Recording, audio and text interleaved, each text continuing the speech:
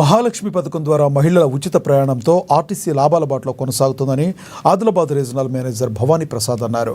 ప్రయాణికులకు రద్దీకి అనుగుణంగా బస్సు సర్వీసులు, బస్టాండ్లలో వసతులపై అన్ని చర్యలు తీసుకుంటున్నామంటున్న అధికారితో మా ANN regional coordinator Satyanarayana face to face.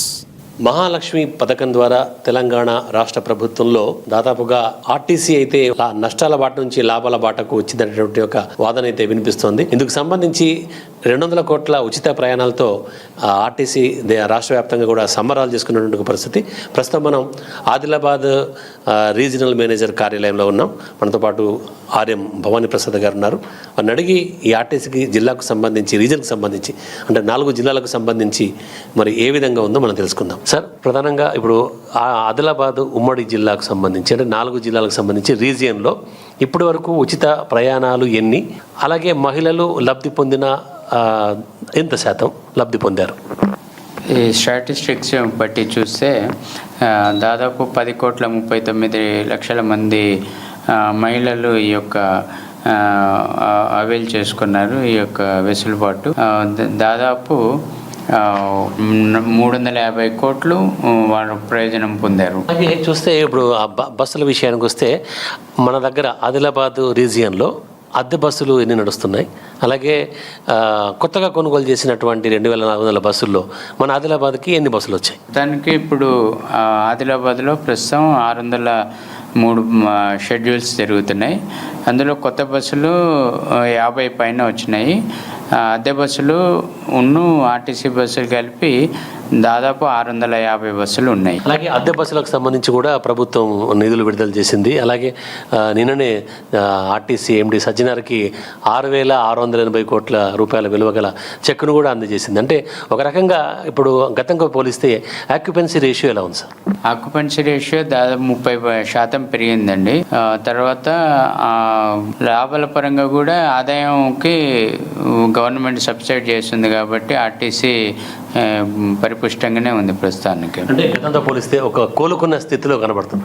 తప్పకుండా కోలుకున్న స్థితిలో కనపడుతుంది. అంతకుముందు ప్రయాణికుల కోసం చాలా ప్రయత్నం చేసేవాళ్ళు, ఇప్పుడు బస్సులు నిండిపోతున్నాయి. అంటే ఈ ప్రయాణికులకు బస్సులకు సరిపడా సిబ్బంది అంటే డ్రైవర్, కండక్టర్లు కూడా సఫిషియెంట్గా మన రీజియన్లో ఉన్నారా సార్? సఫిషియెంట్ ఉన్నారు. అవుట్సోర్సింగ్ ద్వారా కొంతమంది డ్రైవర్లను తీసుకొని అవసరానికి సరిపడా సిబ్బందిని మేము అందిస్తున్నాం. బస్సులు వస్తున్నాయి, ఎవరికి ఇబ్బంది లేకుండా తిప్పుతున్నాం. అలాగే చూస్తే రాష్ట్ర వ్యాప్తంగా కూడా గతంలో 45 లక్షల మంది రోజు ప్రయాణిస్తే ఇప్పుడు దాదాపుగా మహాలక్ష్మి పథకం తర్వాత 65 లక్షల మంది వరకు ప్రయాణికులు పెరిగారు. అంటే దాదాపు రోజు మన రీజియన్లో ఎంతమంది ప్రయాణికులు ప్రయాణిస్తున్నారు, అలాగే ఉచితంగా ఎంతమంది ప్రయాణిస్తున్నారు? యావరేజ్గా 2,60,000 మంది నుంచి 2,70,000 మంది ప్రయాణికులు ప్రయాణిస్తున్నారు. ఇందులో 60% మహిళా ప్రయాణికులే ఉన్నారు. అలాగే చివరిగా ఉమ్మడి జిల్లాకు అంటే 4 జిల్లాలకు సంబంధించి ఆర్టీసీ ప్రయాణ ప్రాంగణాల్లో ప్రయాణికులకు సంబంధించి వసతులన్నీ కూడా సరిగ్గా ఉన్నాయి. వసతులన్నీ ఏర్పాటు చేస్తున్నాం. ఇంకా కొన్ని చోట్ల ప్రత్యేకించి టాయిలెట్స్ అవి ఇవన్నీ ఆ యొక్క ప్రోగ్రామ్ నడుస్తుంది. అన్ని చోట్ల అయితే ప్రస్తుతానికి ఎక్కడ ఇబ్బంది లేకుండా వసతులు కల్పిస్తున్నాం. ఇంకా అదనపు వసతులు కూడా ప్లాన్ చేస్తున్నాం. ఇంకేమన్నా ఎక్స్ట్రా బస్సెస్ వచ్చే అవకాశం? ఇంకా ప్రస్తుతం ఇంకొక 17 బస్సులు పెంచే పరిస్థితిలో ఉన్నాం. ఇంకా రాబోయే కాలంలో బస్సులను బట్టి ఇంకా ఒక 10 బస్సులు పెంచుతాం. ఇప్పుడు ప్రస్తుతానికైతే ఇంకో 14 బస్సులు పెంచుతాం. ఇంకా త్వరలో ఇంకా 20 బస్సులు పెంచవచ్చు. Okay, thank you sir. అది అంటే మహాలక్ష్మి పథకం తర్వాత మాత్రం ఇటు ఆర్టీసీ అయితే గణనీయమైనటువంటి ఒక లాభాల్లో కొనసాగుతుంది. గతంలో నష్టాల నుంచి కూడా పైకి ఇచ్చినట్టుగా ఆక్యుపెన్సీ రేషియో కూడా 65 నుంచి దాదాపు 100% వరకు పెరిగిందని, అలాగే ప్రయాణికుల రద్దీకి అనుగుణంగా ఇటు బస్సుల సంఖ్యతో పాటు ప్రయాణ ప్రాంగణాల్లో కూడా అన్ని వస్తువులు కల్పించే ఏర్పాటు కూడా చేస్తూ ఉన్నట్టుగా చెప్తున్నారు.